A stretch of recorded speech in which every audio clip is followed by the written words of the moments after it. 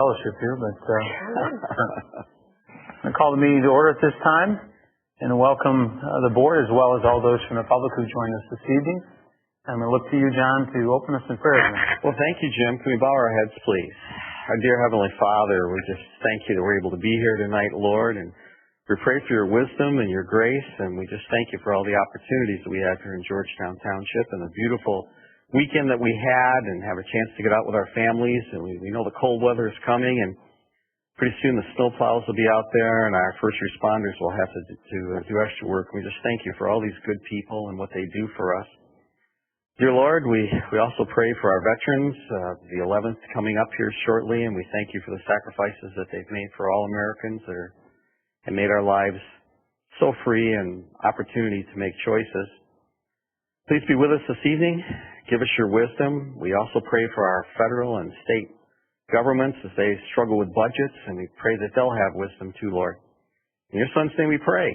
Amen. Thank you. If you would rise and join us in the saying of the Pledge of Allegiance. I pledge allegiance to the flag of the United States of America and to the republic for which it stands, one nation, under God, indivisible, with liberty and justice for all. Thank you. All right. Well, our fearless clerk is not with us this evening, so I'll substitute for him and note for the record that all are present with the exception of Mr. Kidd. Moving then to item 5, approval of the agenda. We've got a kind of a lighter agenda this evening. Someone wish to place that before the board with a motion? So moved. Support. Support. Any discussion about our agenda? Hearing none, all in favor say aye. Aye. Anyone opposed? And the agenda is passed. Item number 6, communication letters and reports received for information. Trust all board members have reviewed and read those links. Okay, item 7, public comment for actions remaining on the agenda this evening. So for anyone who's here tonight would like to speak to the board, this would be the time to speak to any items that remain. We've got a cleaning contract. We've got something related to the farmer's market. You're welcome at this time to step forward, identify yourself and your street, and you've got 3 minutes to speak. For those who wish to speak to any other issue not on the agenda, there will be another public comment period for the end of the meeting. Okay? So is there anyone right now who would like to speak to any agenda items that remain tonight? Yes. I think that's Kim behind that mask. Welcome. How are you? Good.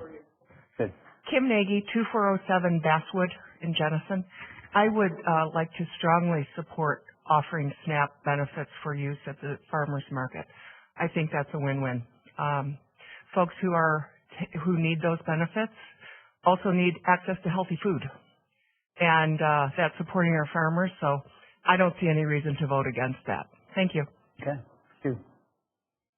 Anyone else?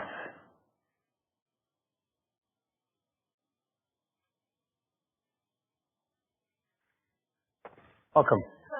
My name is Aubrey Pierce, 2407 Basswood in Jenison. I would also like to speak in support of SNAP at the farmers market. 1 in 7 children face hunger in Michigan, and 1/3 of the households receiving SNAP benefit have children in those households. Over 80,000 kids in West Michigan receive free and reduced lunch at school, but these kids don't always have enough to eat on evenings and weekends. While there are organizations that work towards mitigating this, there's still a great need in the community to ensure that our children have access to as much fresh and healthy foods as possible. Accepting SNAP benefits at the Georgetown Farmers Market would allow more families access to healthy, nutritious foods and would allow for families to make their SNAP dollars go even further with Double Up Bucks program. Accepting SNAP at the farmers market would also help support our farmers. Each year, SNAP participants spend roughly $70 billion in SNAP benefits in the U.S., including more than $22.4 million at farmers markets in 2017. Farmers markets serve as community hubs and provide an opportunity for people to connect with their community and local farmers while also creating a more sustainable food system. Farmers markets are for everyone and should be inviting and accessible for all. As far as logistics of implementation, the Michigan Farmers Market Association has compiled a resource manual and has other resources to help farmers market managers get SNAP benefits implemented. And there is funding available to provide no-cost wireless equipment to process SNAP transactions. In conclusion, accepting SNAP at the Georgetown Farmers Market would improve access to healthy foods for low-income families and children, help bring additional revenue to farmers, provide more opportunity for community members to support local and sustainable food systems, and create a more inviting and accessible environment. Thank you. Thank you.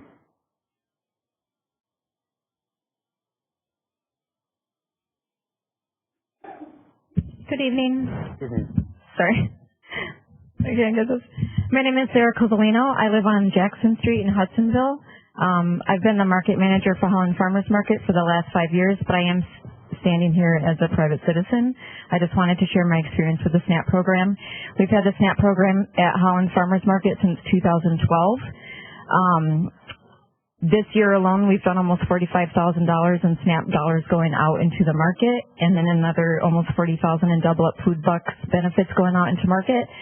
Double Up Food Bucks is a free additional program that's privately funded through the Fair Food Network in Michigan and private donations, and it doubles their money up to $30 per market day. I could talk to you all night about different personal stories I've heard over my 5 years there of things that people have overcome, sudden changes in their life that have where they found themselves on the SNAP program. But I'm going to go over the logistics instead, so to help you understand the importance of the program.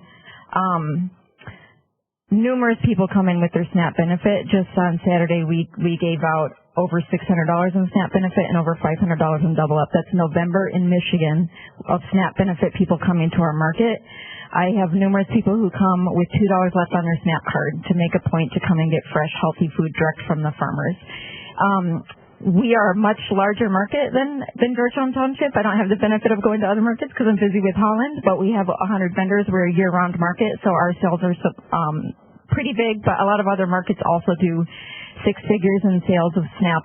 It's an important benefit to members of the community. All members should feel welcome at the market, as well as to have access to fresh, healthy, local food, which is not always available at food pantries. We have, it's a token program. They come up with their bridge card, they swipe their card, and they get tokens in exchange to return to shop at vendors. Vendors then turn those tokens in to get reimbursed.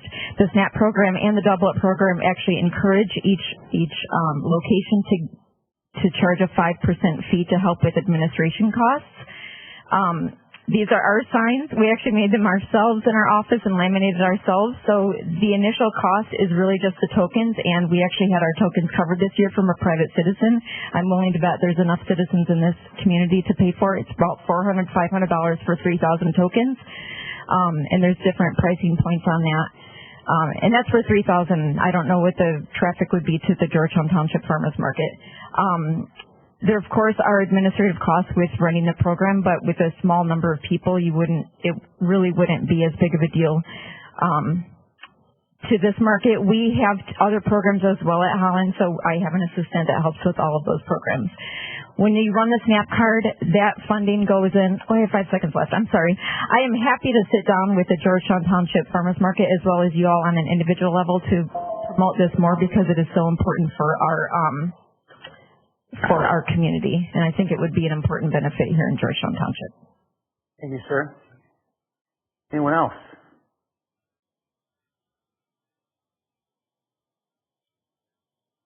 Hi, my name is Angela Reed. I reside at 8412 Gulfside Drive in Jenison. I, too, would like to comment in support of establishing the use of the Supplemental Nutrition Assistance Program, or SNAP, at the Georgetown Farmers Market. SNAP is an excellent program that we've heard already, designed to get foods in the hands and bellies of those who are in need.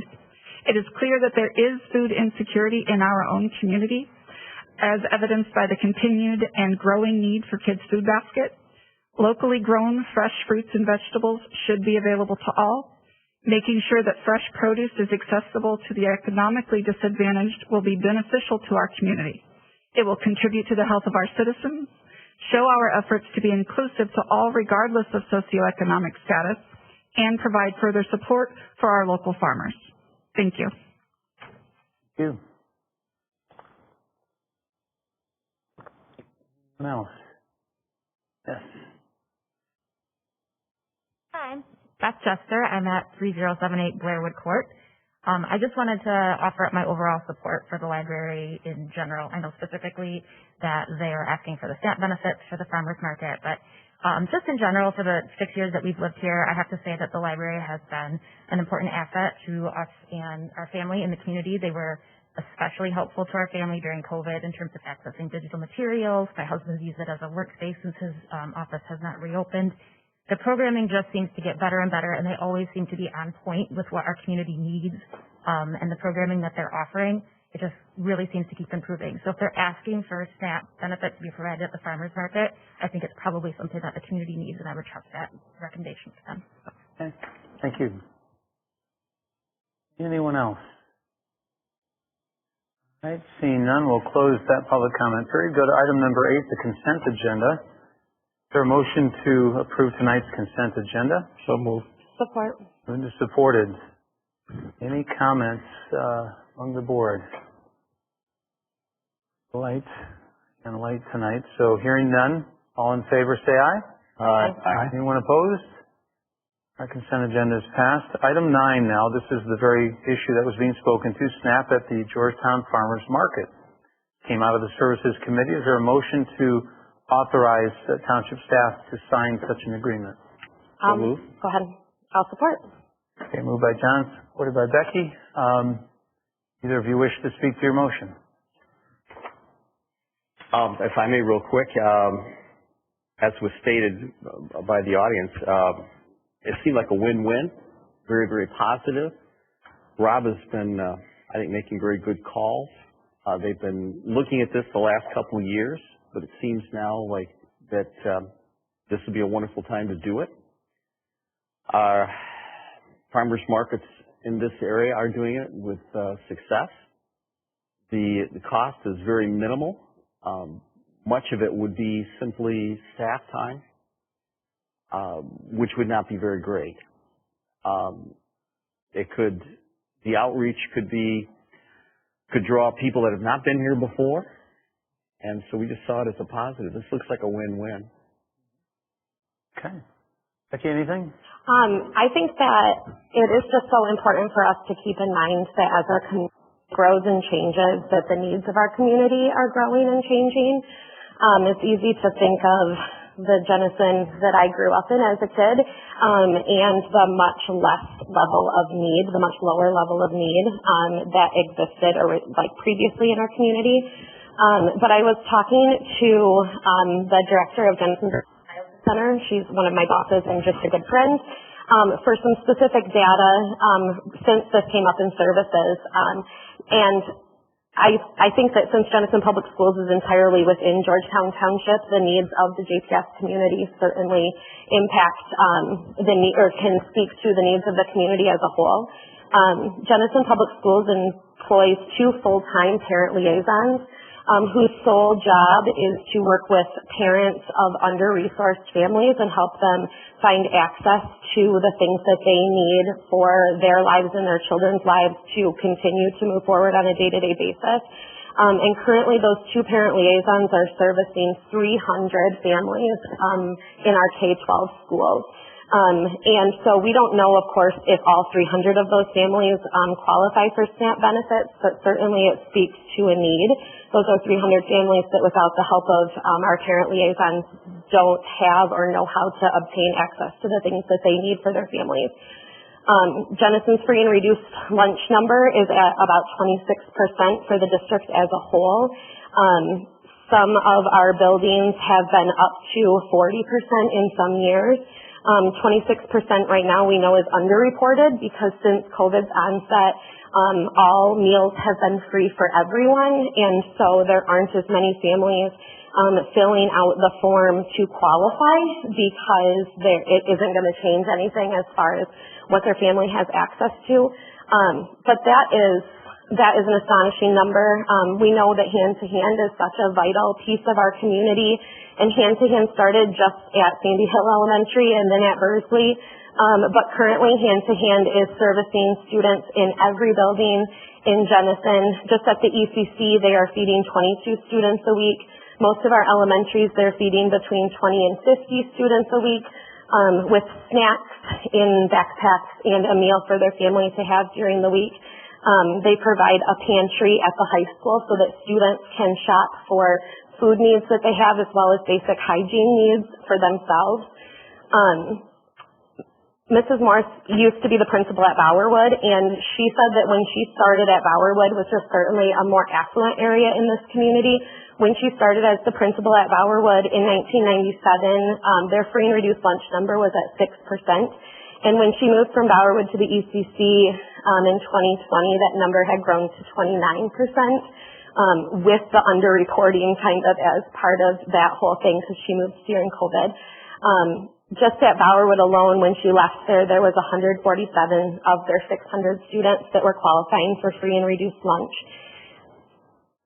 I just think that it is so important that we offer SNAP benefits. I am disappointed that we haven't done this in past years. I know that this gets us extra free advertising, right? You offer SNAP benefits and then you get on lots of posters and things like that, so it will increase traffic. So it's a win-win for the community with regard to advertising. But all of that just aside, it is important that we take care of everyone in our community. And even if this benefit only helps one family, then I feel like it's worth it because that's one family that might not otherwise have access to fresh fruits and vegetables or to the farmer's market experience as a whole. So I can't understate my support for this whole thing. Can't overstate. I can't overstate. Go. All right. Your brain. All right. I don't want it to go understated. There you go. There you go. That work too? That works too. That works I too. can't overstate my emphatic support of this one. I support this program as well. I'd like to see us participate as a township. Looking to my left, comments from remaining board members. I think from my perspective, I was in support of bringing this one to the board for further discussion and articulating what the business case would be for this, if you will, knowing this is very much also heartstring and feeling-centric type program as well. Of course, I think we all want to benefit all members of our community. From my perspective, I think we have, I guess, when does the farmers market start is one of the questions that I have. Is it like a May time frame? June? So we have some time, right, to propose a vote on this.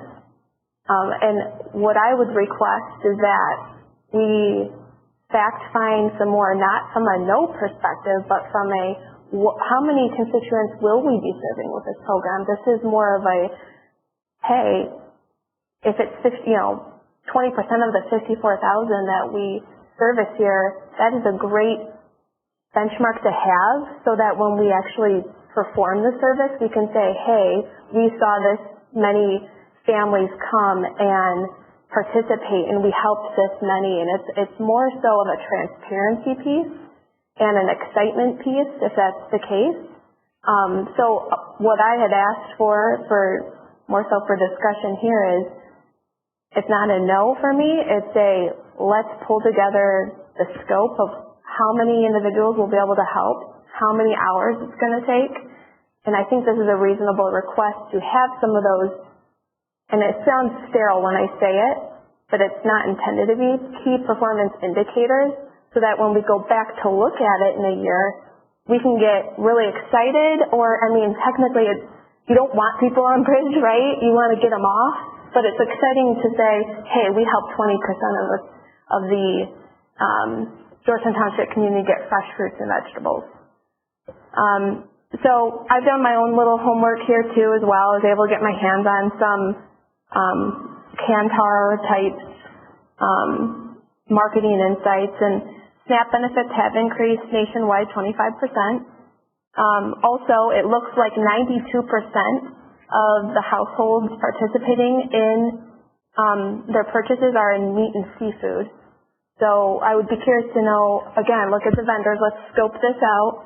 How many meat and seafood vendors are we going to have? Because it sounds like that's where they really want to spend. Followed by produce, which is 77%, and then frozen food at 61%. Meat and seafood and frozen are the categories in general that SNAP households are over-indexing in purchasing. So again, those are two categories I don't normally think would be at a farmer's market, but I could be proven wrong. And again, we have time to pull together a great argument for this and a nice story to be able to come back out a year later to say, hey guys, remember when we voted yes on SNAP? Here's how it went, and here's how many households we were able to serve. I don't want to interrupt you, but I don't know that we actually have time. Rob had said a couple of days ago that even if we approve this tonight, he doesn't know for sure that we would be able to get the paperwork through the SNAP program to get the card reader in time for our market this year. And so I just want to throw that out there that I do think that time is more of the essence than what we might think it is, because in order to get the SNAP card reader, there's a process. Do you know what I mean? There's a time lag on that. Wish Rob was here. He might be able to come up and kind of share some of that, but it looks like he wasn't able to make it tonight. But it sounds like we have some really great individuals in the public tonight that maybe we can find resources and meet with them and figure out if that is the case. I think it's good government, I guess. Okay. Yeah, I have to authorize, this is the motion, to authorize township staff to sign an agreement to establish the use of supplemental nutritional assistance program. I don't see any agreement here that I'm authorizing to. There's no copy of an agreement to what we're authorizing to as a board. I don't know why that wouldn't have been included in the agenda. To authorize the signing of an agreement that I can't even read to see what I'm authorizing seems a little bit cart before the horse. So another question I would have too is whether or not I've been to the farmers market here a couple of times. There's very few farmers here. It's mostly trinkets and other things. It was like one stand here one time, and it might have been two another time. It's not what I would consider a lot of produce or a lot of farmers at the market. Now, this may draw them in. I'm familiar with the SNAP program. I have a friend who owns a couple markets, goes to a couple markets, and he's at Muskegon one. Speaks very highly of how that's run over there. But I am concerned about the fact that you are asking us to authorize to sign an agreement of which is not in front of me to look at. We're authorizing Rob to finalize it with the SNAP program. The agreement would be whatever we're essentially giving him permission to fill out the forms and paperwork to get the bridge card or the SNAP card reader here and to partner with the Double Up program. What would be the cost to the township for us to do this? I can read you what he said. I just have to find it for a second because I do have correspondence. Again, is not in this proposal. The reader we can get for free. The card reader we can get for free. The expense is buying the tokens.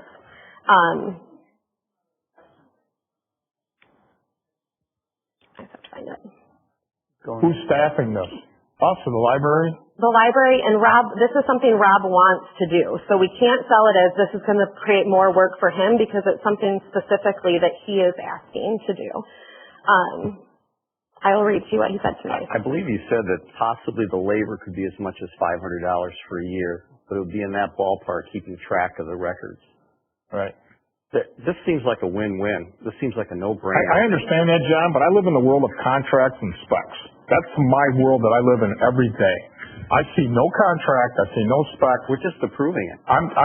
But what am I approving when I don't know? You're saying to me that if we approve it, we're going to go forward.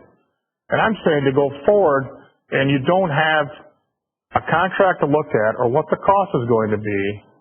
I'm like, this is pretty You know, a couple posters, that's not what I Is this like to look at. topical, the fact that it's a SNAP program?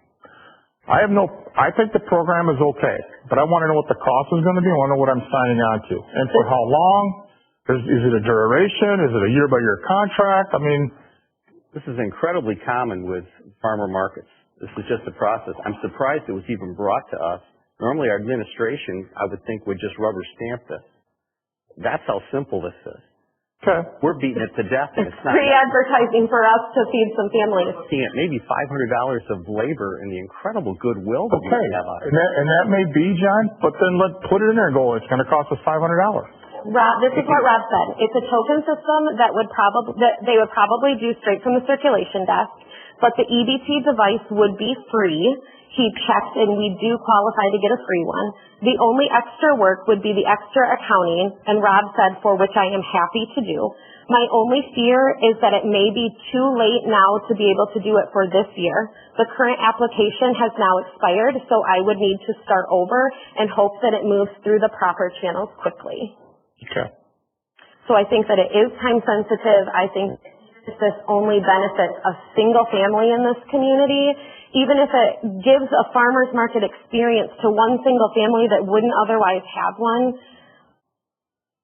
When Rob is asking to do it, when Rob is willing to do all of the work, when Rob is an employee that we employ, that we trust, that we put in charge of our huge, beautiful new facility, when he's asking for this and along with it comes free advertisement, I just can't wrap my head around what the point is in delaying it for a single minute, what the point is in telling Rob, no, this extra work that you want to do to service the under-resourced families in our community, no, we don't want to give you permission to do that. Wish Rob was here, number one. Number two, we ran into this a few times where it's like up to the last minute and we kind of get cornered into a vote essentially. And, you know, really this should have been brought up a lot sooner because I do feel and know because it's been denied by office staff the last 2 years. I think he's really close by if that is the issue if you're looking for. I'm not sure he'll help. I think I can answer more. You know, and we had emailed it, and you know, we're looking for a response of a scope and numbers. Can't provide a number of people that will benefit from this. We can give you potential.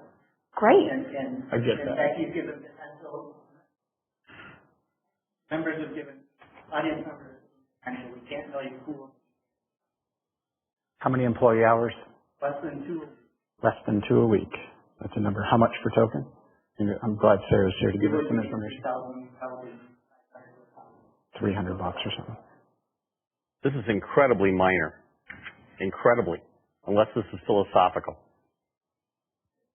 What? No, I'm sorry. Sorry. We're having It's not philosophical, John. I'm only bringing this up because there's a pattern.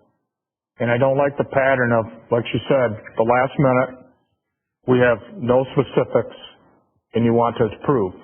There's an authorization here by the township board to the staff. It's not that I don't trust the staff. It's just that's our responsibility. We are the trustees. That's our job. And I believe they should have handled it. This shouldn't even have come to us. Well, it did though. It did though. Okay, so now it's here. It's on the floor. And I ask, it's not philosophical. I'm just asking questions because I feel as though I get boxed into a corner and there's very little information. A little bit that's sent on this agenda here is nothing. The ill will and the publicity we could get off of this would be negative. Would be huge. I think perhaps, as I've been seeing Michael nodding to, maybe I think it's 3 and 3 right now. Perhaps the best course of action would be, because if there's an openness, I sense you, maybe John, more so prodding to say, is there an openness to a possible support? And if at least one of you were to say, I'm open to it, but I've got to know a whole lot more, then perhaps the best thing is to send it back down to services. That some of the things that would be needed for at least one more vote.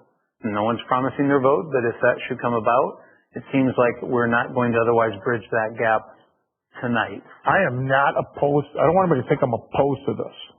What I'm opposed to is the process that it got here. That needs to be addressed and it has to be done a better job over time. Because like I said, there's very little information here. I'm familiar with the SNAP program. I have friends who are involved in it a lot. But I just think it gets dropped and there's nothing here. So given maybe the timing of things, Yep. it would be a good goal to say that it could come back before us the first meeting in December, our only meeting in December.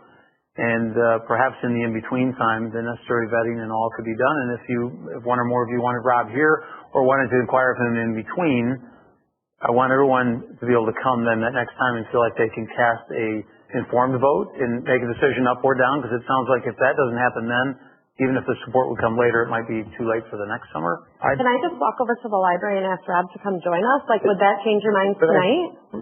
But therein lies the question, meaning I'm not sure brief testimony from Rob is going to, I can't speak for you, would you, if you expect that you want more than that, I think it'd be best to do in committee. I don't need more than that. I will support this. I will support this. I have no problem supporting the SNAP program. It's fine. It's just I get frustrated when I get very little information. This is not like I said before, this is not the way I do things. And I get frustrated when it gets dropped in our lap. I think the SNAP program will be fine. I think it's a minimal cost coming out of the library budget. If Rob willing to do that, that's fine. And I would vote for it. I will build on that, but I feel very similar sentiment. Number one, for the record, this isn't, if I define philosophical same as you, John, I would not call this philosophical. I would call this articulating and being good stewards for our constituents and being transparent to them. I also find that we bring votes to the table way too late, and there's no forethought, or there's no scope or articulation of exactly what it is. I mean, if Rob was so passionate about this, why wasn't he here singing from the rooftops? Why wasn't my questions answered when I asked them multiple times so that I could understand what I was voting on? So I agree with Gary. SNAP is a great benefit. Do I think it's a leading marketing positioning? That would be a question I have for the farmers market team, if that is the brand ethos, what they want to go out first with. And do households identify as being a SNAP household, or are they more than that? You know? I don't think it's definitely a call and a priority of read that you want to share that you are offering a SNAP benefit, but is it a marketing campaign? Do households feel that way? We don't have those answers. I'm not saying one way or the other. I'm asking questions because that's what I was put in this position for. So, I like your idea, Jim. I think if we have the time, I would like to better understand what the strategy is for the library, for the farmers market in general, because if they want to lead with this messaging, I'd like to better understand that so I can convey it to the constituents better. I'd like to understand how many we think we'll be able to service with this. Not from a no, it's not enough. That's not where I'm coming from. It's from a how many are we talking here? And then we can go back and really understand why we're asking our library employees to do 2 hours a week and 500 to 1,000 tokens. When we go back to look at, in reflection, the things that we've done. But we're not asking them to do those 2 hours. They're asking us for permission to do those 2 hours. I think that is... 2 hours would go away from something else, right? Yeah. That they'd be working on? Their jobs are to serve the community, and it would be another brand of community outreach. It would be similar to them spending those 2 hours planning a programming that is going to bring in some families and meet their needs, or researching new books to put on our library shelves that is going to meet somebody's needs, or, sitting down with somebody who doesn't know how to use the internet and teaching them how to do that because that meets community needs. It's literally their job, and they're asking our permission to do it. And who cares how many families it's going to support, even if it only supports one? Then we just gave that one family fresh fruits and vegetables and a farmer's market experience. 92% use their SNAP card for meat and seafood. Perhaps we should table the motion, have the agreement that would be signed be part of the next agenda, that we can link to it ahead of time and see it, and then have Rob available here at that meeting if he's able to that evening. 4 of the 6 of us, though, were sitting in services committee 2 weeks ago and knew this was coming. And then our agenda has been out for a week. I asked Rob all of my questions. I can't, nothing is going to change sending it back to services. We had this conversation sitting at services at the end of right after our last board meeting. We're going to go sit at services and have this exact same conversation again. Yeah, it may not, I'm thinking it's 3-3, so if there's no persuasion going on, I sense there isn't. Perhaps there's at least, by the express openness of those who aren't supportive right now, at least one or more. Maybe the service committee meeting won't do much more to hedge, but the follow-up board meeting, that if Rob were available and if the agreement were provided as part of that, at least I hear that as being something that might persuade one or more votes, and that's what you're looking for. One more vote. I agree. But if this goes down 4-3, that's newsworthy, and it will not be positive news for our community. Well, let's.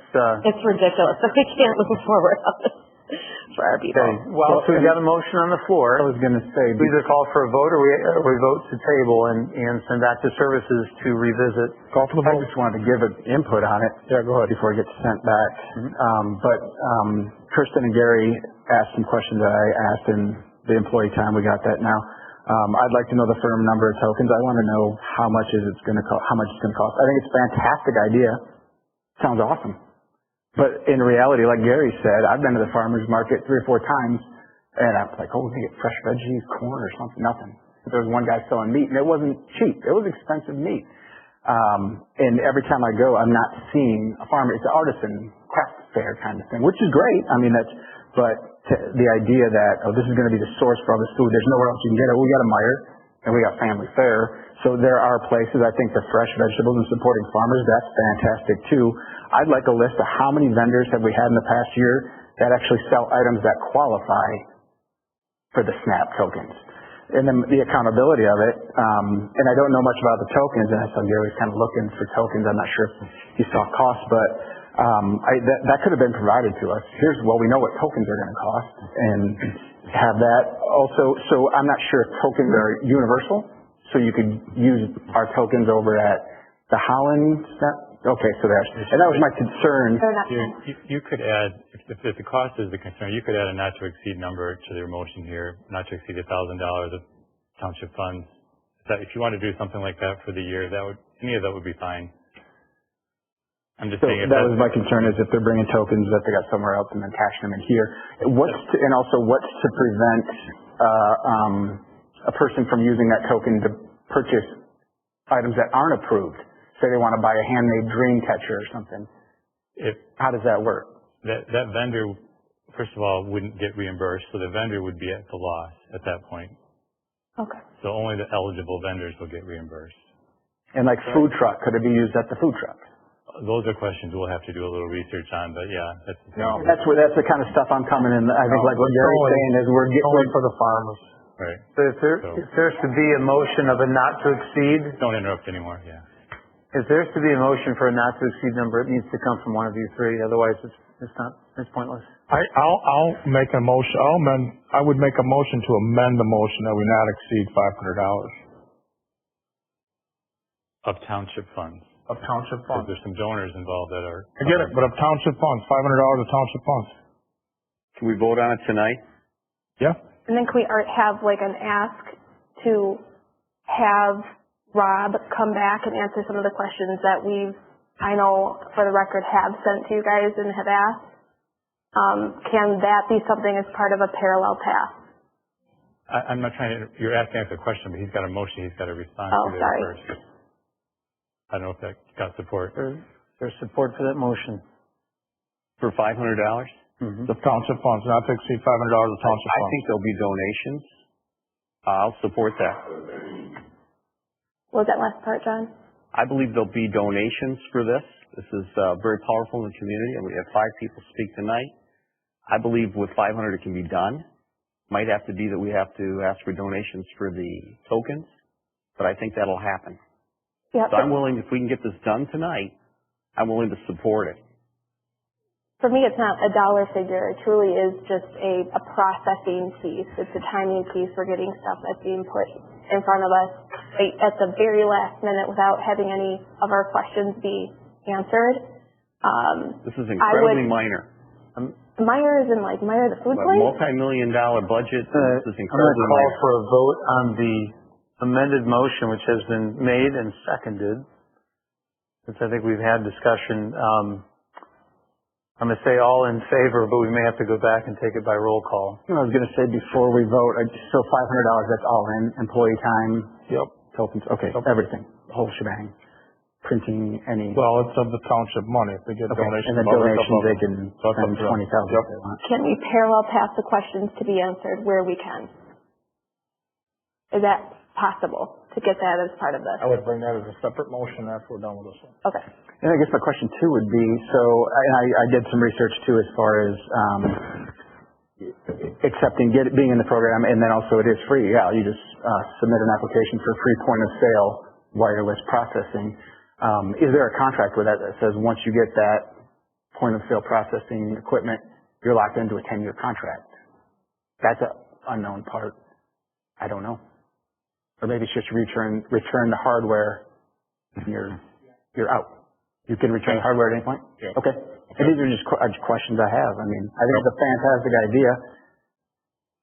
I mean, if it's under $500, I would have liked to have seen our library director here. I'm glad Sarah's here. I'd like to talk to her afterwards to get more details, but... Okay. I'm going to make it only for clarity's sake, I'm going to make a roll call vote on the amended motion, okay, which has been moved and supported. And I'm going to start, I guess, the furthest to the left with Kirsten. Yes. Yes, in favor of the amended motion? Yes, okay. Yep. Yes? Yes. Yes? I'll say yes. That's fine. Yes.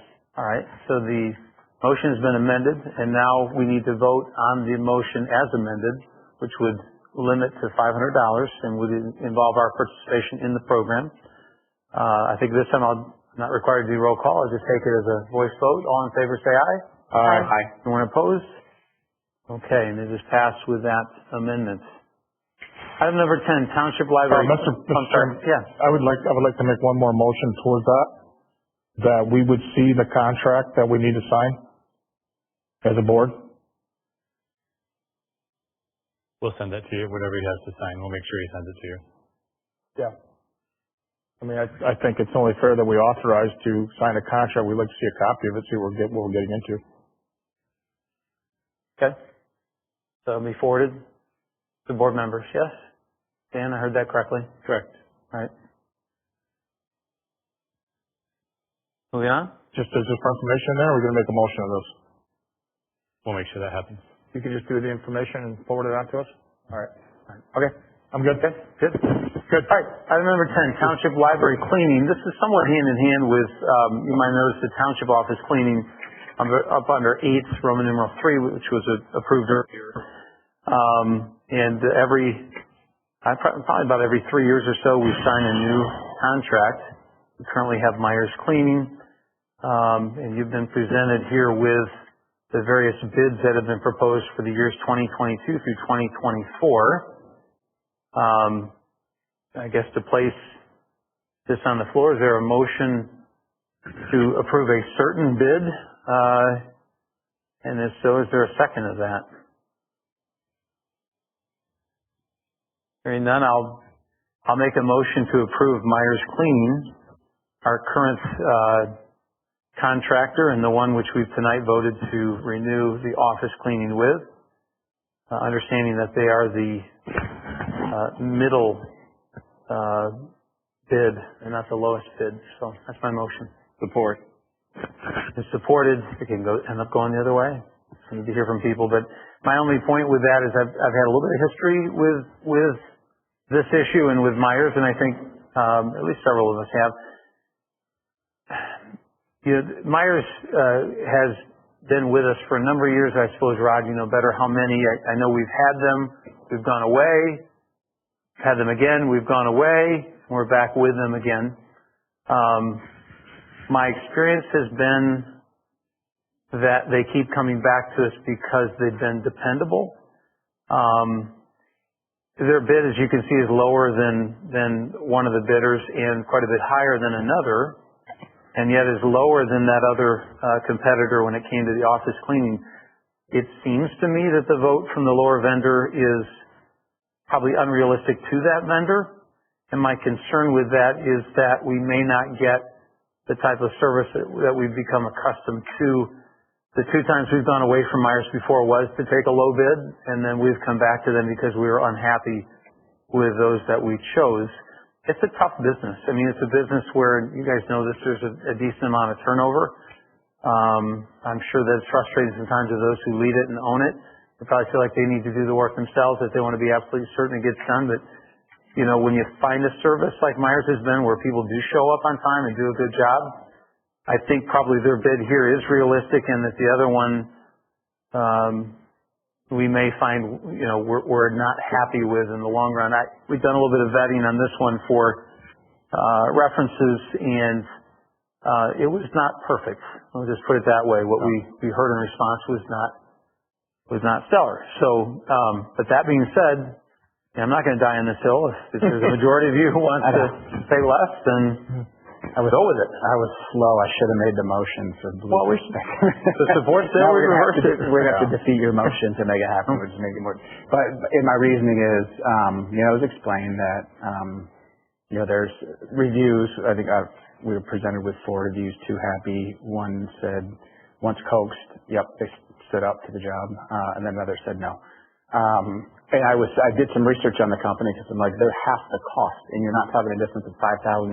You're talking a difference of not half, but I get it. $60,000 per year. I mean, that's a chunk. Yep. A chunk of change. Yep. So I did some research, and actually, it's a big company.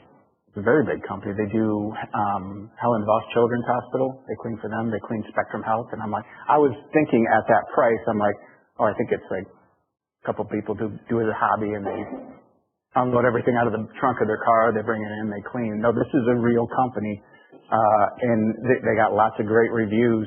And also with our contract, we have severability for non-performance, so it's not like we're up with them. I mean, this is a clear contract that says if they don't perform, there's a policy that we go through, and we can sever the contract.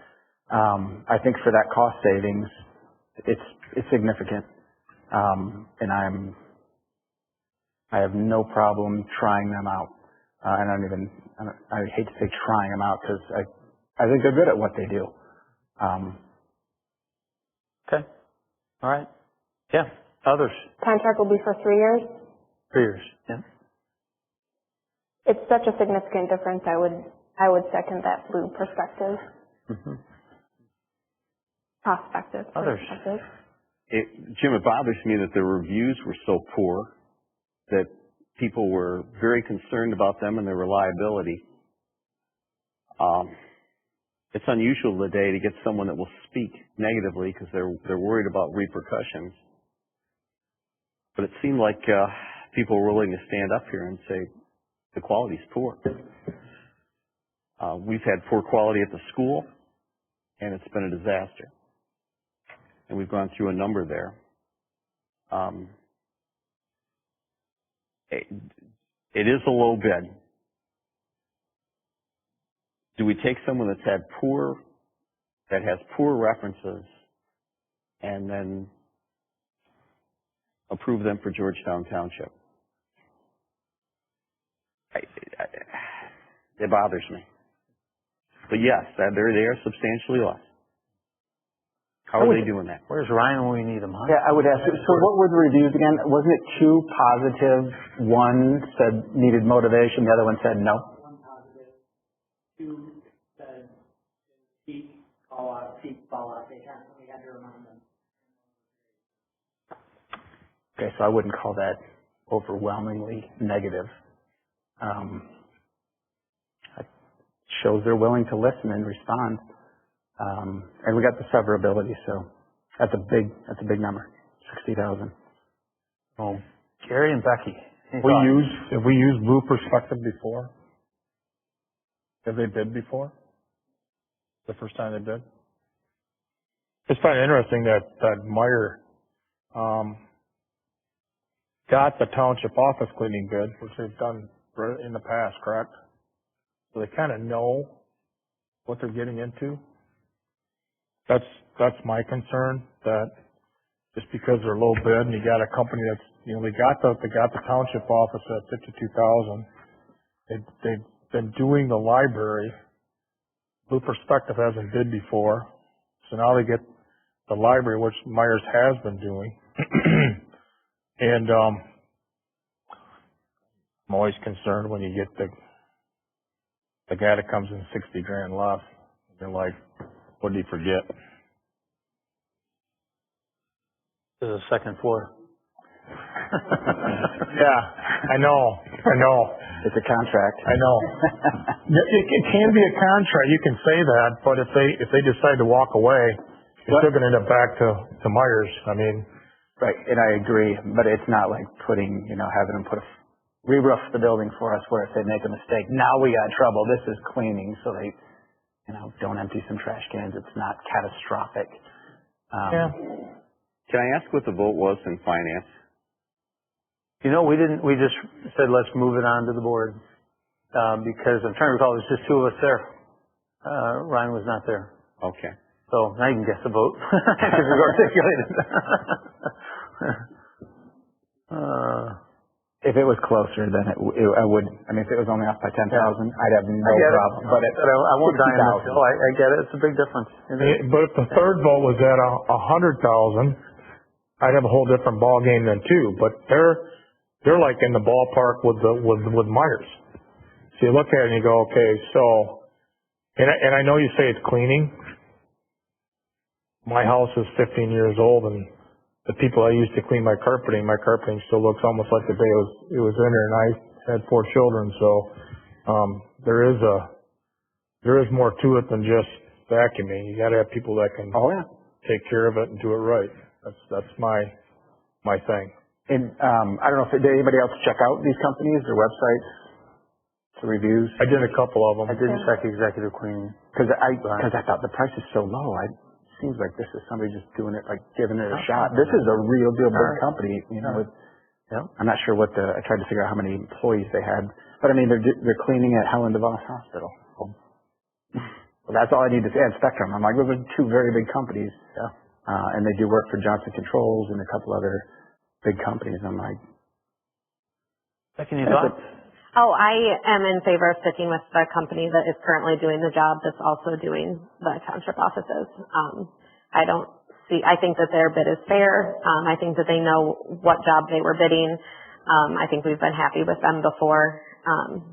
And so I don't see any reason to leave them for what I think is, yes, a little bit more expensive, but a fair bid for the job that would be ahead of them. Well, let's see if we have enough votes for this one, and if not, we'll shift your direction, Michael. If everyone's had a chance then. So take a roll call vote. I'll start to my right here. John? Yes. Becky? Yes. And supervisor votes yes. No. Michael, no. Gary? Yes. Kristen? No. Okay, so it passes 4-2. Appreciate everyone's input. Valid points. Now we are to item number 11. This is our second public comment period. As I mentioned earlier, this is the public comment period at which anybody who wishes to speak to any issue may come and address the board. And even if you spoke earlier, speak again. All right, so you've got 3 minutes. Just identify your name and your street address, and you are welcome.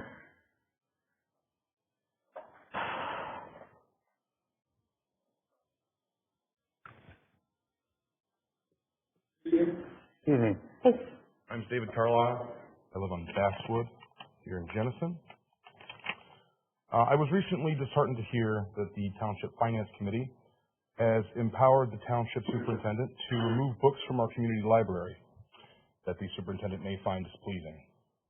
I find it shocking that a Board of Trustees that claim to be small government Republicans would recklessly embrace government censorship in our own community. Additionally, what business does the Town Finance Committee have empowering censorship in our public learning spaces? I'd like to see a complete list of library science certifications from each of the members of the committee though I have a feeling that that list would be short.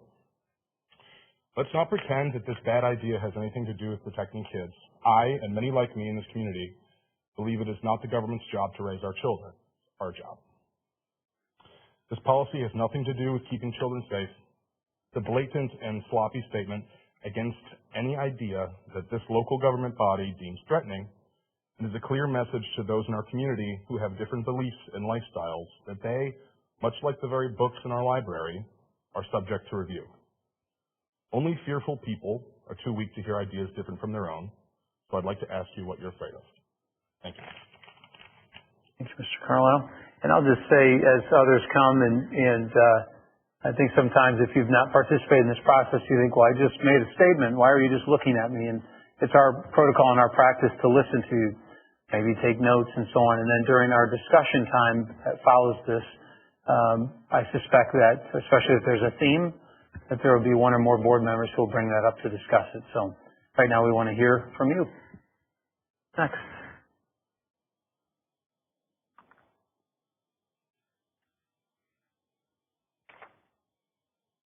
Welcome. Thank you. My name is David Milbourne, living at 6194 Heathcross Drive. Following along the same theme of the other speaker, I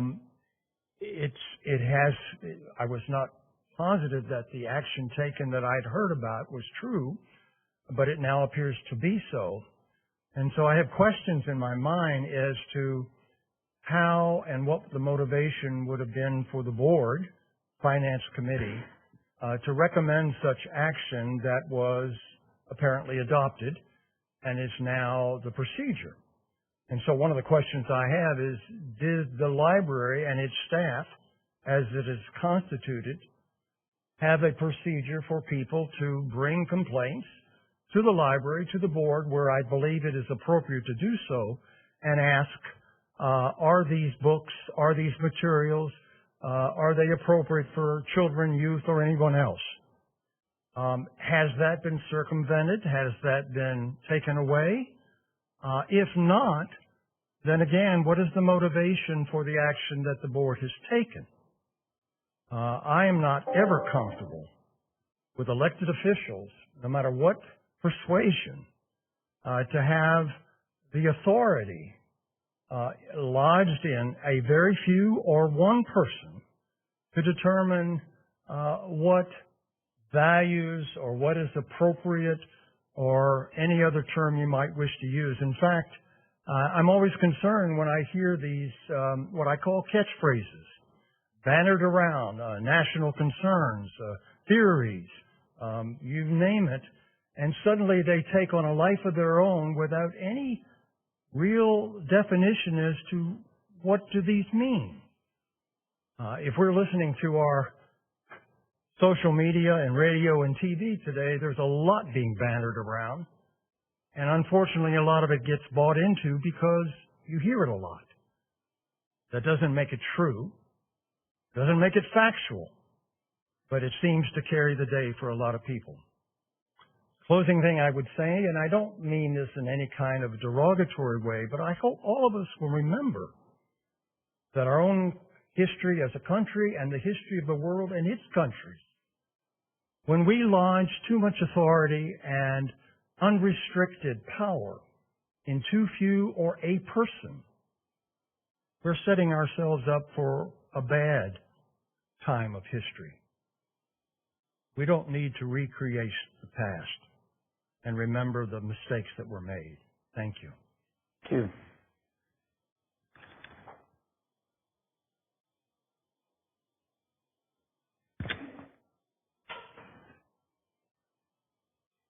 Hi, my name is Susan Carlson. I live at 1582 Joseph Lane, Hudsonville. I am a retired librarian. I've had over 40 years of experience working in both university libraries and public libraries around the state. And I just wanted to bring some perspective to this whole process. I am rather distressed by what I've been hearing. And one thing, the censorship of library materials is nothing new. It's been happening for many decades around our country. Usually it comes from citizens within a community rather than government officials, but it does come from government officials as well. I wanted to read a little bit from a statement that was adopted by the American Library Association and the Association of American Publishers back in 1953, and it's been reaffirmed many times since then. It is called the Freedom to Read Statement, as well as a quick excerpt from the Texas Library Association, which recently had challenges to over 800 titles of books around the state of Texas. I'm going to start with that, and then I'll read just a few sentences from the Freedom to Read Statement from the American Library Association. The Texas statement is really a good summation of all the kinds of things that are encountered in censorship and questions about whether things are suitable or not in libraries. And it starts out by saying that this Library Association holds that the freedom to read is a human right protected by the First Amendment of the United States Constitution. We believe that individuals have the right to free inquiry and the equally important right to form their own opinions. Freedom in selecting materials is a necessary safeguard to the freedom to read and to our democracy, and it should be protected against attempts of censorship to abridge it. Libraries have procedures and policies in place. Almost every public library I have ever worked for has, there's a nationally adopted thing called the Citizens' Right Request for Reconsideration of a Library Work that can be submitted, and I'm sure our library has that too. And whenever a book is challenged in the community, there are certain standards already in place. When a community member is not happy about a material in the library, it is critically important that these policies and procedures be followed each time a request is made to remove a book or other resources from a library. Professional librarians, most of us have a master's degree or more. We receive extensive education and an ongoing training to qualify us to develop collections which meet the broad and varied interests and needs of our communities. Collection decisions are not made based on personal likes, dislikes, or wanted to support the freedom to have different materials in our library. Whether we may not agree with them, but Thank you, ma'am. Sure. Yes, next.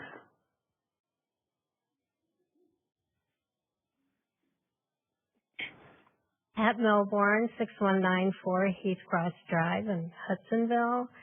I was shocked, frankly, to read that the Finance Committee and then the Board approved to direct the Township Superintendent to review and remove any material that is deemed inappropriate for children and youth.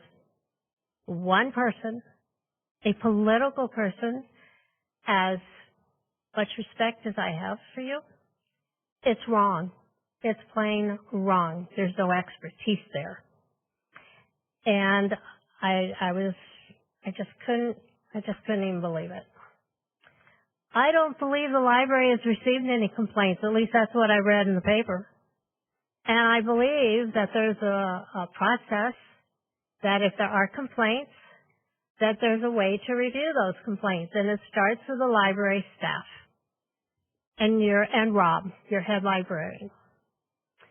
And then if that's not resolved, it comes to you. But you talk about backdoor. You did something in the back door, and as a taxpayer, I'm really angry about it. You didn't hold a public hearing to do something like this, to take away options. I mean, it's purely like, where did this come from? And Mr. Waringa, when you said that the discussion was based on national conversation, I'm going like, are you kidding me?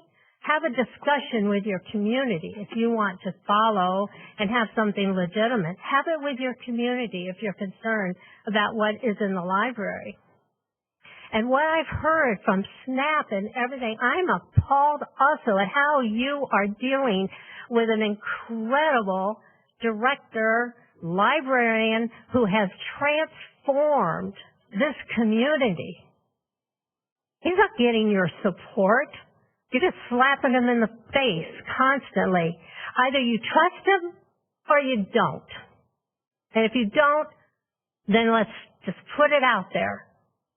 But as a taxpayer, you have every obligation to bring it to your community when you choose to act in such a manner.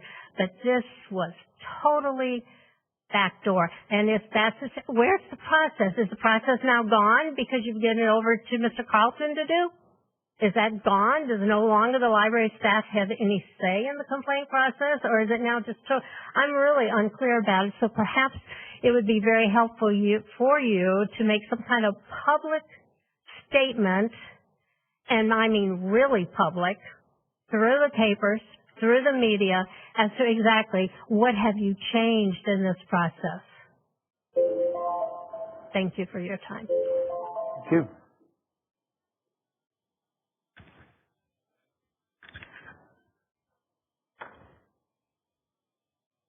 My name is Angela Reed. I'm at 8412 Gulfside Drive in Jenison. I, too, am dismayed to learn that at the last township meeting you initiated efforts to remove items from our library's collection that members of the Finance Committee disagree with or that some patrons potentially complain about. The purpose of a public library is to make books and resources available to all members of a community. Our community is growing in size and diversity, all paying taxes, which in part are used to support this library, their library. One would expect a diverse selection of texts, then, to appeal to the various members of that diverse community. It is critically important for a person's identity, self-esteem, and understanding of their own place in the world to see themselves represented in books and media. It is also important that we see others not like ourselves represented in books and media, since that more accurately reflects the world we live in. It is true that not all texts are appropriate or interesting to all readers in our community. I have restricted what my own kids can read at various ages. However, what I have deemed inappropriate for any of my kids does not mean that I have the right to restrict somebody else's kids from reading it. I would expect the leaders in our community to not restrict access to books and other resources based on their own personal preference. It saddens me that some of you have decided to dictate what books my kids, other kids, and adults will have access to in our library. Thank you.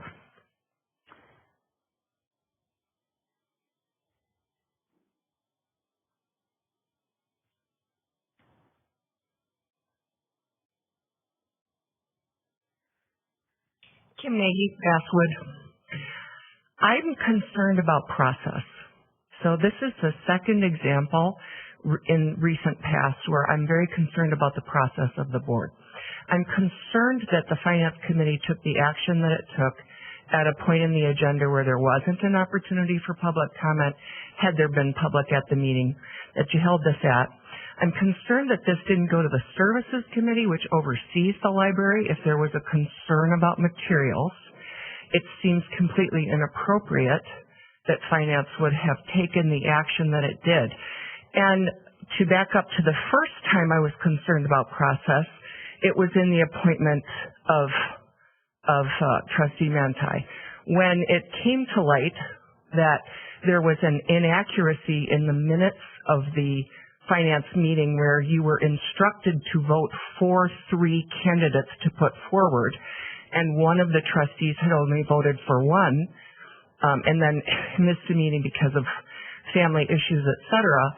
And then we went forward when there had been this problem in the process, and drew a name out of a hat with a tie. So there was that example of process that was concerning, and now we have this example of process that's concerning. I think this is incredible overreach on the part of the Finance Committee. It is really not within their purview as far as my understanding of what finance is about. And I think that this is advancing a political agenda in a manner that is completely inappropriate. And as everyone else has stated, does not reflect discussion with the community or concern expressed by the community. It's my understanding there hasn't been a call about a book. I also wonder, Mr. Carlton is retiring, correct? Are you going to make book review part of the job description for whoever's going to replace Mr. Carlton? This is a big concern.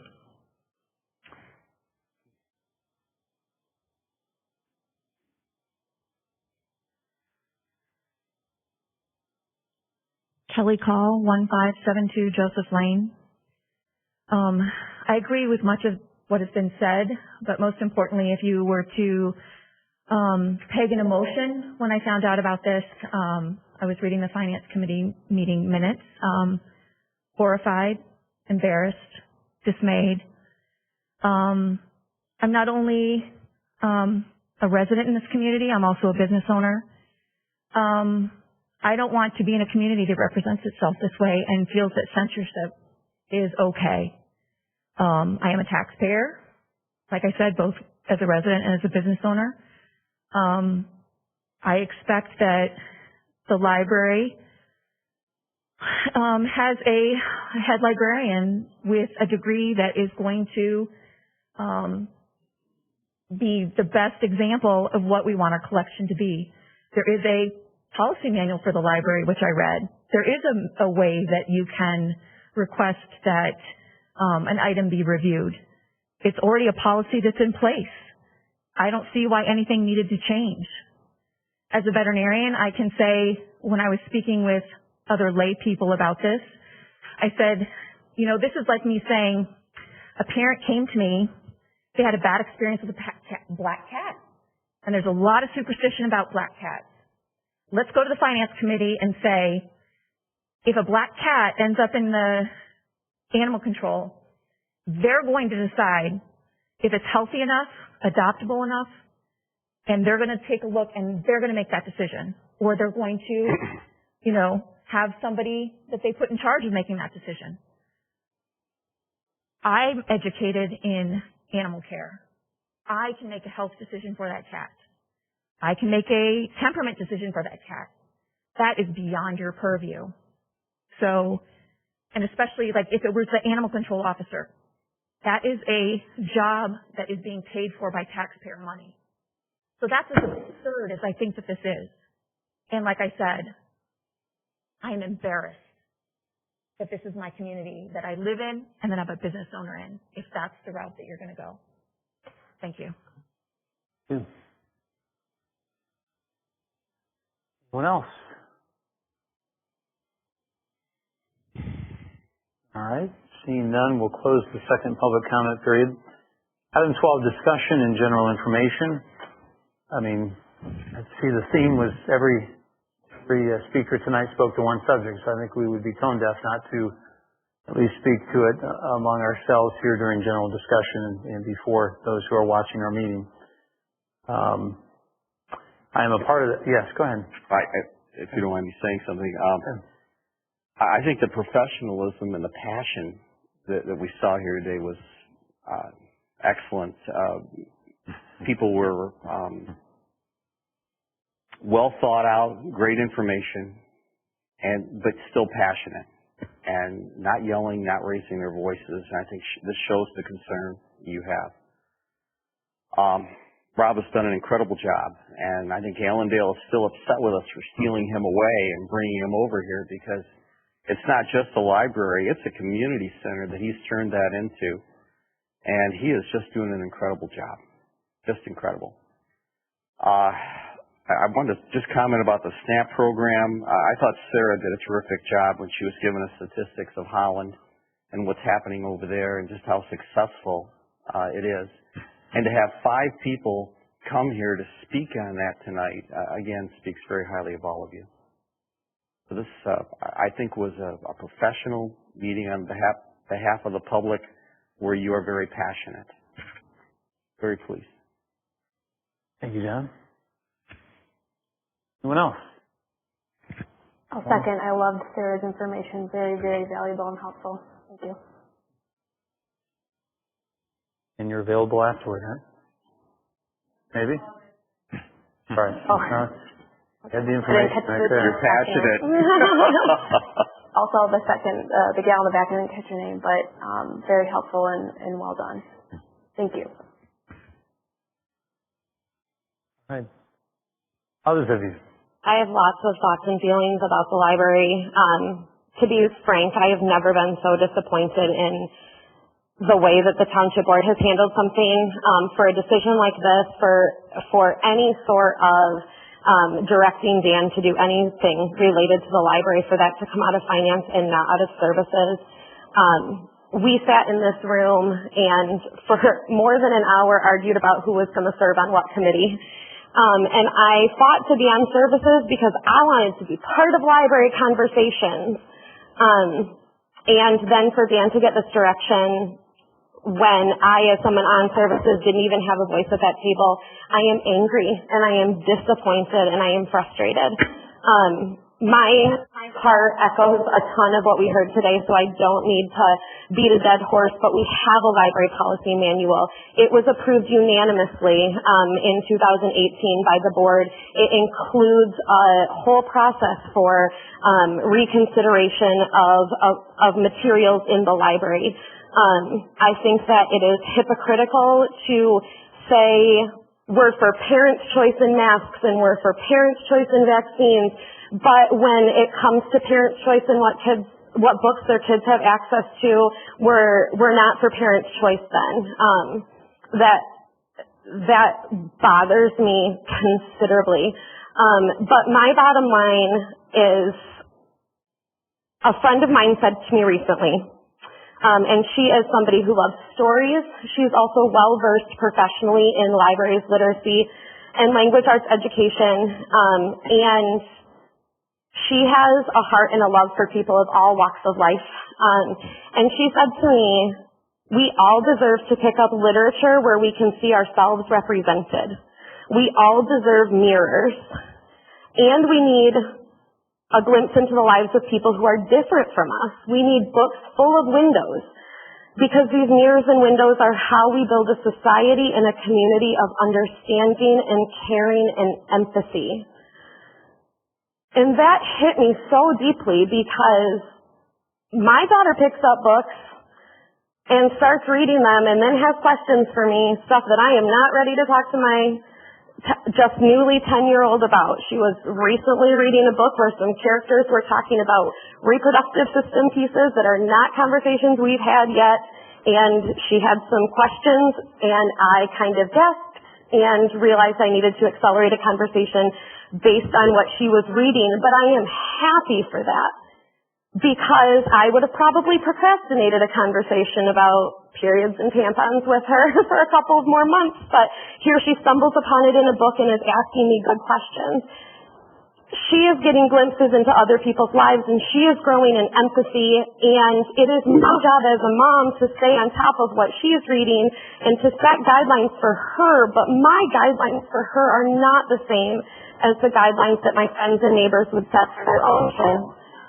Nor should they be, because their own kids are walking their own life journeys, and we can't censor books because they make us feel uncomfortable. Dan should have never been put in a position where he was asked to review books that were complained about when we already have a policy manual with a policy in place for that and an overly qualified librarian. I believe that it is our job as parents to watch what our kids read, and it is our job as readers to trust the professionals to pick a good collection and then worry about what's going on under our own roofs and respect our friends and neighbors enough to let them govern what is going on under their roofs. We have too many kids in this community who live in families where the kid is facing some sort of struggle within their own mind or within their own heart that they don't feel like they can talk to their family unit about. And if they can find knowledge or empathy or camaraderie in a story that they can't otherwise find in their house, that could be life-saving. We know so often that these topics that we want to censor, like queer characters, we know that those those lifestyles and mental illness go hand in hand. And so if you get a kid who is struggling with sexual orientation kind of thoughts, if they are able to go into a public library and pick up a book, a fictional story about a character who went through exactly what they're going through, that could save that child's life. Because they could find camaraderie and empathy and understanding and perspective that they might not be able to find within their own family unit or within their own church community or within their own school community. And our kids, all ages, and our adults of all ages deserve those mirrors and windows. And I'm sad. I am sad about how it went down. I am sad that it's coming out of finance and it was never going to services. And I am pissed, to be really honest, that people who are preaching transparency of this board is so important that we're discussing something in finance that never hit an agenda. And that we're giving Dan Drew as part of it when it isn't something that has even been delegated to our committee. I am just sad, so I appreciate being heard on that. All right, thank you. Others of you? Anyone? Well, I did read the library policy. Seems like it's pretty solid. It seems like there was something in place that could have been used. I was not privy to the finance committee meeting, so I don't really know what was said. I have not had time to look at the video. I just got the emails, so that's why I asked for a copy of the policy and read that. It seemed like it was pretty solid. So I didn't realize the library created that kind of firestorm, to be honest with you. So, but I've never been in a library, so that doesn't. Well, that's I read 3 to 4 hours a night, by the way. That doesn't mean I don't read the library. I'm very well read. Okay. Once you get an iPad, you don't need to go to the library. So. Well, I think I would hasten to say that we have an awesome library, and I think that's one thing we can start with in agreement is that we are very blessed and fortunate to have the resources we do, the library we have. It's been a great improvement in this community, and they know that over there. They know that this board, at least the majority of this board, is very supportive and excited about that. And frankly, we're very grateful to have Rob and his staff. Rob is a tireless worker. He comes up with more creative things than I can imagine. I mean, you can't keep up with what they're developing over there, and you can't possibly go to everything, even if you wanted to. I went to that meeting on finance. I didn't realize that subject was going to come up at that meeting. And I didn't realize, quite honestly, the level of angst it would cause. But I will say that it made sense to me in what was said that day. That is, and Dan, you can explain it better than I because I know that you talked at that meeting at length with us and with Ryan and Michael who had brought that up with you. As the first I heard about the subject, but it struck me that ultimately we don't purchase every book that is possible to purchase. I think that's obviously a given. We're thankful that books are more accessible both electronically and otherwise than they ever were before. That's a good thing, but not everyone can afford that, and I understand the importance of the library in that respect. I'm grateful we added NELCAT a few years back that we may not have a book, and you can seek that book and obtain that book. We may not have a book that you think we ought to have, and you can probably find that book and request that book. But I had looked at it a little more holistically. And in that, my understanding from that conversation was ultimately there's a patron complaint process, but there's also the accountability, the existing accountability of any employee in the township, frankly, to our superintendent, and then ultimately to this board. And so I had in mind more when I mentioned something about national standards, the thought that some of the books I heard read in front of school boards and others that maybe you've heard too, I thought, oh my goodness, what did Justice Potter say from the Supreme Court like in 1964? I can't define obscenity. I just know when I've seen it, And my reaction was when I heard some of the things, I can't define obscenity, but I know when I've heard it, And so to me, I had more simplistically in my mind thinking if there are gaps, if there are things coming through, if there are policies that should be tightened, if kids can access, 50 Shades of Grey online or something on their library card ebook or something, it's not something I want somebody coming in front of me and reading to me one day as a public official accountable to the voters, and thinking, okay, we're putting a lot of trust, and I understand that's where the divide is. Do you put your trust in those trained professionals entirely, or do you put it there mostly and have a safety valve in saying if somebody has a problem with, why do you have How to Build a Bomb in your youth section of your library? I'm giving an extreme example, but there's lots of books we don't buy, right? Sex trafficking for dummies or whatever. I mean, there are subjects for which we would say they don't belong in our youth section, and we have a great staff that I suspect does a great job with nearly all of that. Which is why, as we said tonight, I didn't hear coming into that meeting that there's a particular title or even a viewpoint or a subject matter that was raised. It was more that I knew that if the same thing were to occur here as is happening elsewhere and someone came before me, they're not going to come and get the cameras and put them on, the youth librarian. They're going to put them on me as a supervisor. And do we have, how do we exercise the oversight that you have financially, and that's why it was in Finance Committee, again, as I understood it, was how do we exercise that in a way as not to interfere unnecessarily with what happens there in the protocol and the procedure, but at least still having some sort of input. The patrons have sort of the input from the bottom up, and this is a little bit from the top down, so to speak. So, Dan, maybe you can help me with why I didn't believe walking out that we had formed new policy, because we can't, frankly, as a subcommittee, we don't overrule the policy that we've read as it relates to patron, questions about books and the like.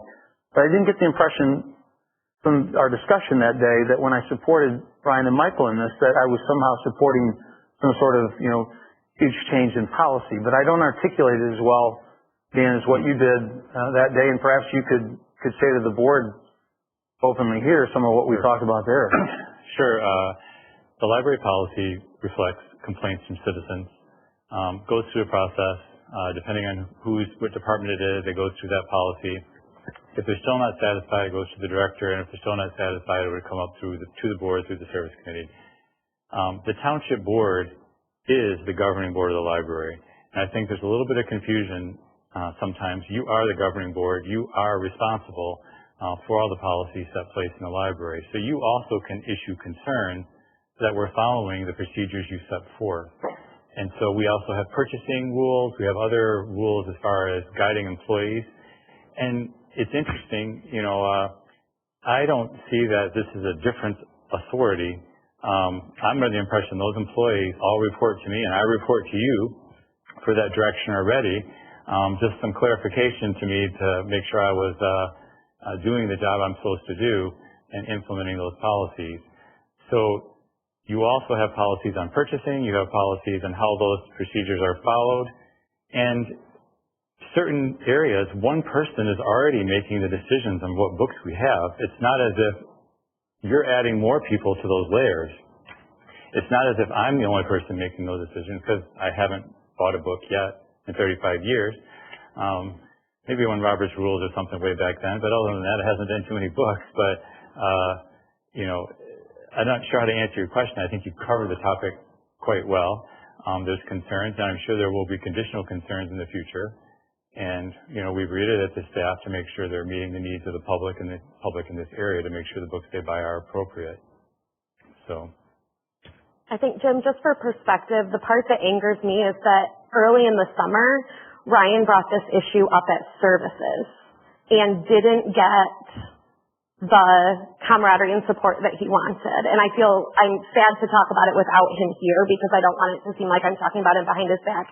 But he brought it up at services. He had shared with us that he and Michael were reviewing the bills and paying some library bills, and they had a list of titles, and they had Googled a couple of them, and Ryan gave us a retelling of one of the titles that he specifically was struggling with.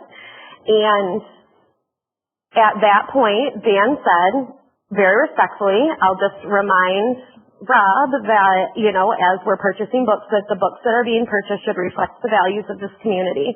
But that's as far as it went because there was pushback from me. because I said, is the issue that you have with this title about that there is teenage promiscuity going on in the plot, or is the issue that promiscuous behavior is with queer characters instead of straight characters? And that question I just kind of posed it but didn't stop and wait for an answer because frankly I could guess. But I pushed back in services. And so what it feels like to me is we didn't make the progress that we wanted in services. And then with Kirsten's appointment to the board, Ryan left services entirely and now then the topic came up at a more friendly audience at finance. I know that I am probably reading motives into that are speculation on my part and could very well not be true. But that is the root of my anger, is that I tried to be part of that conversation. And asked to be on that committee. And so then when the exact same conversation then happens, not as an agenda item for me to have taken some time off work and show up there and be part of the conversation, not as something before the whole board, but it comes up at finance committee, it felt like we were shopping for a more favorable audience to get the outcome that we were looking for. That's how it feels to me. It feels sneaky and underhanded, and for a board that preaches transparency, but then had a hard time when we were goal setting talking about exactly what transparency is. It's similar. I don't know exactly what transparency is, but I'll know it when I see it. That was not transparency. To take something you brought up in services and then shop it to finance instead, Well, it's interesting because I was at that service meeting where Ryan brought that book up, and you were shocked that book was there. I wasn't shocked that the book was there. Yeah, you were. I saw it. No. Now you're changing your story. That is not true. Fantastic. That is not true. I was not shocked that the book was there. I was shocked that something like that was coming up in a conversation that we were talking about censoring our library. That was my shock. I was shocked, practically speechless, that in a community of this size, we're worried about queer characters in books in our library when we have queer kids in our schools and in our community. I was shocked, speechless, when Ryan started talking about it. And like you said, you were speculating and you were probably wrong. You were wrong because it was the issue and we had discussed it. It doesn't matter what the persuasion was. It's the idea that this is being sold to teens and it's promiscuity. But then what flavor? It's not appropriate. But then are we playing every novel? Are we playing all the promiscuity of straight characters too? For an 8-year-old boy, a 9-year-old boy to be able to download from our library 50 Shades of Grey. Where are the stopgap measures just to prevent that? Where are the safeguards? Where are the parents watching what their kids read? My kid wouldn't be downloading that because I look at everything she does. Oh, so parents have plenty of time to do that. They're assuming that people plenty of time to do research about masks and vaccines too. And that's just it. So there needs to be some sort of way to let parents know this might be a sensitive issue. Let them know. It doesn't need to be, let's put the stuff out there for grooming. Let's just see what happens. Let's let everybody have access to pornography if they want. And who are we to judge? That's the parents' job. Becky was not passing judgment on that book. I was there. She was startled at the question. And once again, that's your interpretation. And that's why transparency, if we were video recording our meetings like I've been asking for years, we would have video of this. So you want to talk transparency, let's do it. Is there a place for either this board or our superintendent to have any sort of input of any kind as it relates to our library collection? That is, because we like and respect those we have, we like and respect Rob a lot. Is there any place, given the accountability that exists among all employees, do we have no responsibility? And if there is something inappropriate there and it's allowed to remain, and it's in his judgment acceptable, is there any mechanism whereby we have any say in that, would you say? We have a whole policy. I'm very comfortable with what the policy is. There's a form to fill out if you don't like a book, and it's a great form. Correct, but it goes up, and let's say you know what, we don't agree, we're going to leave it. Is there ever a place where you might say, I'm not sure about the judgment of that, as it relates to community standards. And by the fact that we've not pulled anything, would say he does a darn good job. I think he does a very good job. So it was, at least from my limited vantage point, I didn't realize he'd come to services or talked about it, but it was more, I know that ultimately I'm accountable to the public for what happens because I'm voted on by the public, as we all are. Is there any place for us at all, or do we say that final decision is just the final decision and that's how it is? And I'm comfortable with us playing a role in it, but then that role should be at services. That role should be at the committee that is tasked with the library because we've asked to be there. Okay. You know, like I loved working on utilities, but I specifically asked to leave utilities and move to services this year because I want to be part of those kinds of conversations. Well, this needs to be an ongoing conversation. I don't know about at length tonight, but this is not the place. Well, but I think it is an evolving conversation. I hear you, and I hope you hear me. And I'll say this to the board too, and I said this to you privately.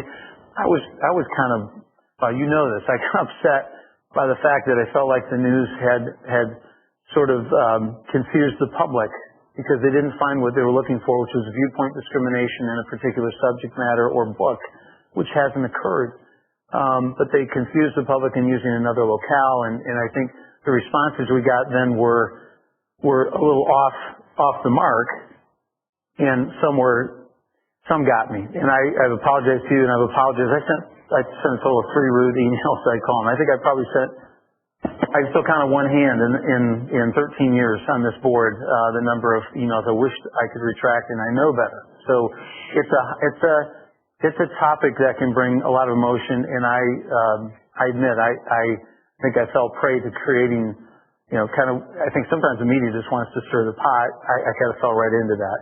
But it's a weighty subject. It's an important subject. It's one that's been debated and talked about. It's not like we're the latest, or I should say the only ones who face this. And I think we should continue this discussion. And I do think, obviously, as you say, services has a big part to play because the library is under your portfolio. We also know that finance has a certain part to play when it comes to purchasing and the like. So in some respects, it's a little overlapping. But I think it's an evolving discussion. I appreciate that it's not clear, at least to me, it's not clear all one way or the other.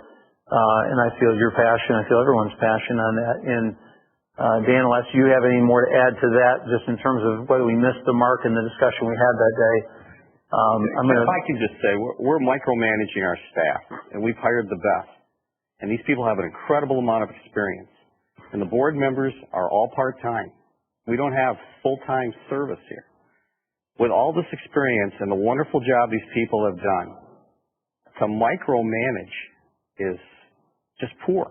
And we're going to lose incredibly good people. And we're running this township on a skeleton staff doing a fantastic job, and the public doesn't know that. But we're taking those great people, and we're looking over their shoulders, and we're going to lose people. Or when this was done years ago, they unionized. And that was terrible. But micromanaging is our mistake here. Even arguing about SNAP for $500, that should not have come to us. It should have been an administrative decision. Okay. And also I want to clarify too, policy comes out of finance as well as the financial aspect of it. Policy doesn't come out of services. Like I say, there's overlap on this issue. Well, I think it just needs to be made clear. When people don't understand the roles of committees, confusion gets in there, and then they take to social media to drum up some excitement, and it's just a basic, if you knew what committees did. Well, I emailed Dan right away and said, is this a new board policy coming out of finance? Because I know that board policies are your purview. So he said it isn't a board policy, it's just a recommendation related to the library's collection. And so if it isn't a board policy coming out of finance, then it seems like it is services, because then it's other library. But I said my piece. Policy doesn't always happen in one meeting. Sometimes it takes multiple meetings. It takes time. Perfect. And there's input from the community. I think a survey is an option. See where the community stands. Is there a motion to adjourn? I know I have we've got utilities one yet. comment about the whole discussion. Sure. One of the things that has always bothered me in all the boards and committees I've served on a lot of them, is I don't like speculation, I don't like supposition. So, as we've seen tonight, there's been a lot of speculation, there's been a lot of supposition. The media has twisted things that were said in a committee, and people got upset and may not even know, and that's not their fault, it's the media's fault. There's also been speculation about board members that I don't think is correct either. I don't think we should be speculating about what somebody thought or what they did, unless they did or they don't. And I don't like that, because I think that creates a false animosity, because you don't really know. With me, you probably won't have a lot of speculation or supposition, because I'll exactly tell you the way it is and the way it's going to be, because I'm Frisian and I'm German, and it means I'm right and I know it. So that's just the way it is. But I think we have to be careful with supposition and speculation. That's not fair. If people aren't here, deal with them face to face. But I don't like the speculation. That's my 2 cents. Is there a motion to adjourn? So moved. Support. On support.